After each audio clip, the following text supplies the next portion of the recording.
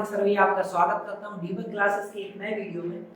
इस वीडियो में हम एक ऐसे टॉपिक के बारे में बात करने वाले हैं जो भारतीय होने के नाते आपको जानना जरूरी है। हम जानने वाले हैं चंद्रयान 3 के बारे में। जब भी हम चंद्रयान 3 से रिलेटेड कोई भी न्यूज़ सुनते हैं तो हमारे मन में कई सवाल उठते हैं। उनमें से ही कुछ सवालों के जवाब आज हम जानने वाले हैं, जैसे कि लॉन्च व्हीकल क्या होता है, वो कैसे काम करता है, इसरो को 42 दिन क्यों लगेंगे चांद पर पहुंचने के लिए, और जबकि नासा को 2 से 3 दिन में ही चांद पर पहुंच जाता है। और हम जानेंगे कि लैंडर को सॉफ्ट लैंडिंग करने के लिए इतनी हाई स्पीड से वो अपनी लो स्पीड कैसे करेगा। तो सबसे पहले हम लॉन्च व्हीकल के बारे में देखते हैं। फिलहाल इतने लॉन्च व्हीकल इसरो के पास हैं। सबसे पहला जो लॉन्च व्हीकल इसरो ने बनाया था वो था SLV-3, सैटेलाइट लॉन्च व्हीकल 3। इसकी जो पेलोड कैरिंग कैपेसिटी है वो है 40 किलोग्राम। फिर अगला आता है ASLV, augmented satellite launch vehicle. इसकी जो ये 150 किलोग्राम तक की सैटेलाइट को ऑर्बिट में प्लेस कर सकता है ना। फिर SSLV पे हम थोड़ी देर से आते हैं। फिर आता है PSLV, polar satellite launch vehicle. इसकी जो ये 1750 किलोग्राम तक की सैटेलाइट को पोलर ऑर्बिट में पहुंचा देता है। पोलर ऑर्बिट जो अर्थ की पोल्स के अक्रॉस होती है। फिर आता है GSLV, geosynchronous satellite launch vehicle. इसका काम है सैटेलाइट को जियोसिंक्रोनस ऑर्बिट में प्लेस करना। जियोसिंक्रोनस ऑर्बिट की जो डिस्टेंस होती है वो अर्थ सरफेस से 36,500 किलोमीटर होती है। और ये जो सैटेलाइट लेके जा सकता है वो 2250 किलोग्राम तक की सैटेलाइट ले जा सकता है। तो फिर आता है LVM-3, इसी से चंद्रयान 3 लॉन्च हुआ। LVM-3 यानी लॉन्च व्हीकल मार्क 3। इसका पहले नाम था GSLV मार्क 3 और ये वाला GSLV मार्क 2 था। LVM-3 की जो पेलोड कैरिंग कैपेसिटी है वो 4000 किलोग्राम। फिर आते हैं HRLV और SSLV। SSLV होता है, ये दोनों अभी डेवलपिंग फेज में है, SSLV और HRLV। SSLV का फुल फॉर्म होता है स्मॉल सैटेलाइट लॉन्च व्हीकल। एक छोटी सैटेलाइट को ही ऑर्बिट में पहुंचाने के लिए बना है, इसलिए इसकी पेलोड इसकी जो कैरिंग कैपेसिटी है वो 500 किलोग्राम है। और HRLV है ह्यूमन रेटेड लॉन्च व्हीकल। ये गगनयान जो मिशन अगले साल लॉन्च होगा उसके लिए बन रहा है, अभी डेवलपिंग फेज में। इसकी पेलोड कैरिंग कैपेसिटी रिवील नहीं हुई है अभी। तो ये थे लॉन्च व्हीकल। अब जो चंद्रयान 3 है वो LVM-3 रॉकेट से लॉन्च हुआ है, तो हम इसके बारे में थोड़ा जान लेते हैं। अब हम चंद्रयान 3 के बेसिक स्ट्रक्चर को जानेंगे। इसमें बेसिकली 4 स्टेज होती हैं, solid stage, liquid stage, cryogenic stage और पेलोड फेज। अब जो सॉलिड स्टेज होती है उसमें ये 2 सॉलिड बूस्टर्स होते हैं, इनमें सॉलिड फ्यूल्स भरा होता है और ये दोनों 200-200 टन के होते हैं। अब फिर आती है लिक्विड स्टेज। लिक्विड स्टेज यहाँ से ये जो ब्लैक पार्ट देख रहे हैं और ये नोजल यहाँ से यहाँ तक होती है। इसके जो बॉटम साइड में विकास इंजन लगे होते हैं, विकास इंजन मेड इन इंडिया है और 2 विकास इंजन रहते हैं जस्ट इसके पीछे। लिक्विड स्टेज में लिक्विड फ्यूल्स होता है जो ये आप ग्रीन कलर और रेड कलर से देख सकते हैं। फिर आती है क्रायो स्टेज। क्रायो स्टेज यहाँ से यहाँ तक ये पूरा क्रायो स्टेज है। क्रायो स्टेज में क्रायोजेनिक इंजन होता है और इसमें लिक्विड ऑक्सीजन और liquid hydrogen as a fuel use होता है ना। अब ये जो चंद्रयान 3 की जो क्रायो स्टेज है उसका जो वर्जन है वो C25 है, क्रायोजेनिक इंजन 25। इससे पहले वाला C7.5 था। अब इसके बाद जो है वो पेलोड करेंगे। ये होलो स्ट्रक्चर है जिसमें कोई भी पेलोड को आप प्लेस कर सकते हैं, है ना। अब जब ये लॉन्च होता है तो आपने देखा होगा लॉन्च व्हीकल पे LVM-3 M4 लिखा होता है। तो M4 LVM-3 को आप जानते हैं, M4 जो है वो मिशन नंबर है, मिशन 4 इसका है। जो अब जब ये लॉन्च होता है तो एक पर्टिकुलर हाइट पे पहुंचने के बाद सॉलिड स्टेज सेपरेट हो जाती है, जिसे स्टेज 1 सेपरेशन कहते हैं। फिर लिक्विड स्टेज सेपरेट होती है, ये स्टेज 2 सेपरेशन। उससे पहले पेलोड फेडिंग खुलती है, ये पूरी ऐसी खुल जाती है स्टेज 2 सेपरेशन। और फिर होता है क्रायोजेनिक स्टेज सेपरेशन, जो स्टेज 3 सेपरेशन होता है। और फिर अंत में ये अपना पेलोड है वो कोई भी सैटेलाइट है वो ऑर्बिट में प्लेस हो जाती है। अब जो चंद्रयान 3 के लॉन्च के टाइम जो रॉकेट पे कैमरा लगा था उससे हम ये सारे सेपरेशन को समझते हैं।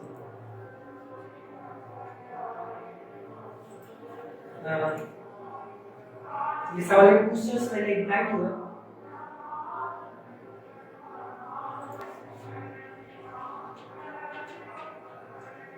अब ये सॉलिड बूस्टर सेपरेट होगा, असल में यहाँ पर 17 सिस्टम लगे होते हैं जो इग्नाइट होते हैं और सॉलिड बूस्टर सेपरेट हो जाते हैं।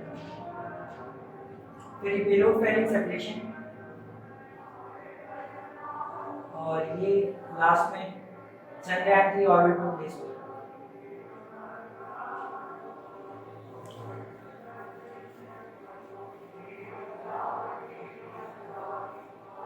अब पाथ को समझते हैं कि इसरो को 42 दिन क्यों लगते हैं। असल में एक पूरा पाथ है जिसको फॉलो करके लूनार लैंडिंग होगी। अब जो नासा है वो 2 से 3 दिन में इसलिए पहुंचा देता है क्योंकि वो डायरेक्ट लॉन्च करता है, तो सीधा भेजता है क्योंकि उसके पास पावरफुल लॉन्च व्हीकल्स है। लेकिन अब इसरो ऐसा नहीं कर सकता क्योंकि इतने पावरफुल लॉन्च व्हीकल इसरो के पास नहीं। अब ये पाथ समझने के लिए पहले हमें ऑर्बिट को समझना पड़ेगा। इलेक्ट्रिकल ऑर्बिट में जो प्लैनेट से मिनिमम डिस्टेंस होती है उसे पेरिजी बोलते हैं, और जो प्लैनेट से मिनिमम डिस्टेंस इलेक्ट्रिकल ऑर्बिट की पेरिजी कहलाएगी, और जो मैक्सिमम डिस्टेंस है एपोजी कहलाएगी। तो सबसे पहले जब 14 जुलाई को लॉन्च हुआ था तो लॉन्च करने से 20 मिनट में ही पहली पार्टी ऑर्बिट में प्लेस कर दी। अब उसके बाद अगली फायरिंग जो हुई वो 15 जुलाई को हुई थी, और फिर क्या हुआ, पेरिजी को कांस्टेंट रखते हुए एपोजी को इंक्रीज करते हैं। हम कैसे इंक्रीज करते हैं, एक रेगुलर इंटरवल पे इंजन फायर होता है और ऑर्बिट इंक्रीज हो जाती है। अब अगली जो फायरिंग हुई थी वो 15 तारीख को हुई थी, दूसरी ऑर्बिट में पहुंचा दिया। फिर तीसरी ऑर्बिट में हम 17 तारीख को फायरिंग हुई थी। फिर जो अगली फायरिंग हुई थी वो 22 जुलाई को फोर्थ ऑर्बिट में, और फिर फिफ्थ ऑर्बिट में हम 25 जुलाई को जो फायरिंग हुई थी उससे पहुंचे थे। यहाँ पर जो चंद्रयान 3 का जो ऑर्बिट में मूवमेंट हो रहा है इन्हें कहते हैं अर्थ बाउंड मैन्यूवर, क्योंकि जो अर्थ के अलोंग मूवमेंट हो रहा है उसे अर्थ बाउंड मैन्यूवर कहते हैं। फिर लूनार ट्रांसफर ट्रैजेक्टरी में ये एंटर करता है और फिर चांद के लिए निकल जाता है। फिर ये जो लूनार ट्रांसफर ट्रैजेक्टरी में एंटर कब हुआ था, 1 अगस्त को यहाँ से ये चांद के लिए निकला था, और अभी जो 6 अगस्त को लूनार ऑर्बिट इंजेक्शन हुआ जब जो मून की ग्रेविटेशनल इन्फ्लुएंस में वो एंटर कर गया। अब ये पहले ऑर्बिट बढ़ा रहा था, अब ऑर्बिट धीरे धीरे डिक्रीज करेगा। ये फिफ्थ ऑर्बिट से फिर फोर्थ ऑर्बिट में आएगा, फिर थर्ड, फिर सेकंड, और लास्ट में ये एक सर्कुलर ऑर्बिट में पहुंच जाएगा। सर्कुलर ऑर्बिट में जिसकी जो मून सरफेस से डिस्टेंस होगी वो 100 किलोमीटर की होगी। अब यहाँ पर होने के बाद ये लगभग सर्कुलर ऑर्बिट में 17 अगस्त को पहुंचेगा। अब यहाँ पहुंचने के बाद क्या होता है, ये जो चंद्रयान 3 वो फ्लिप हो जाएगा अपनी स्पीड रिड्यूस करने के लिए, सॉफ्ट लैंडिंग करेगा। फ्लिप क्यों होगा, क्योंकि उसको ये रिवर्स डायरेक्शन में फायरिंग होगी ताकि स्पीड रिड्यूस हो जाए। नेक्स्ट स्लाइड में समझते हैं। ये 2 पार्ट्स हैं, प्रोपल्शन मॉड्यूल नीचे का और ये ऊपर का लैंडर है ना।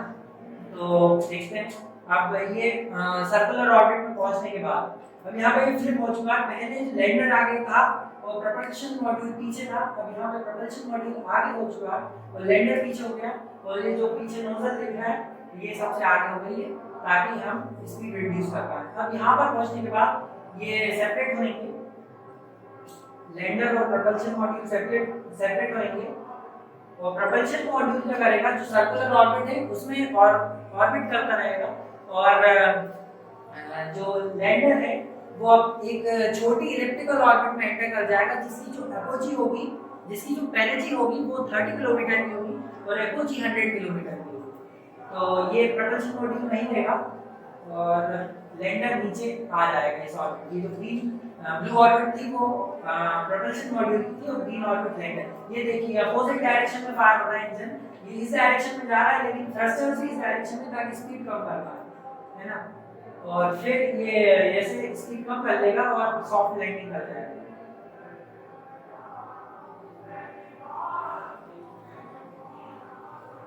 कुछ ऐसे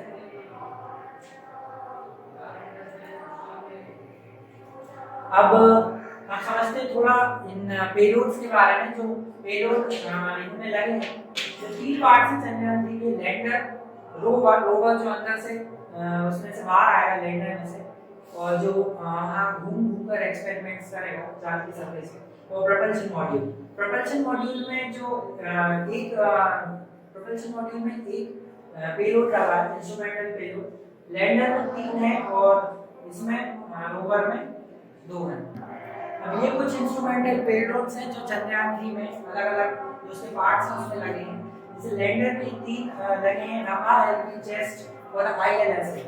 तो सबसे पहले रंभा लैंडर और प्रोब, इसका जो मेन काम होगा मून की सरफेस के पास जो प्लाज्मा मैटर की जो डेंसिटी है उसको पता करना। फिर आता है चेस्ट, चंद्राल सरफेस थर्मोफिजिकल एक्सपेरिमेंट, इसका काम होगा लूनर सरफेस के पास थर्मल प्रॉपर्टीज को स्टडी करना है ना, क्या थर्मल प्रॉपर्टीज होती है। फिर ILS instrument for lunar seismic activity, इसमें सॉइल और जो चांद की सॉइल, लूनर डस्ट और सॉइल है उसे स्टडी करेगा। फिर अगले जो पेलोड्स हैं वो रोवर के हैं, जो रोवर बाहर घूमेगा वो है APXS alpha particle x-ray spectrometer, इसमें वो केमिकल कंपोजिशन सॉइल की स्टडी करेगा। फिर आता है LIBS laser induced breakdown spectroscope, इसमें जो एलिमेंटल कंपोजिशन है मतलब मैग्नीशियम, एल्यूमिनियम, कैल्शियम की डेंसिटी पता करेगा कितनी सरफेस में कितनी क्या है, तो एलिमेंटल कंपोजिशन। और फिर जो लास्ट में है प्रोपल्शन मॉड्यूल में, ये बहुत इंपॉर्टेंट पेलोड्स है शीट नाम का, इसकी स्पेक्ट्रोपोलरिमेट्री ऑफ हैबिटेबल प्लैनेट अर्थ, मतलब जिस प्लैनेट पे लाइफ है, हैबिटेबल प्लैनेट है, उससे कैसे रेडिएशंस मिलते हैं उसको स्टडी करके जो एक्सोप्लैनेट्स हैं, सोलर सिस्टम के बाहर के प्लैनेट्स हैं, ऐसे प्लैनेट्स में जिनमें लाइफ हो सकती है उनको डिस्कवर करने में मदद मिलेगी शेप पेलोड्स, है ना। तो ये था आज का वीडियो चंद्रयान 3 के लिए। आशा करता हूँ आपको पसंद आई होगी, अगर पसंद आई है तो एक लाइक कर दें। तो धन्यवाद।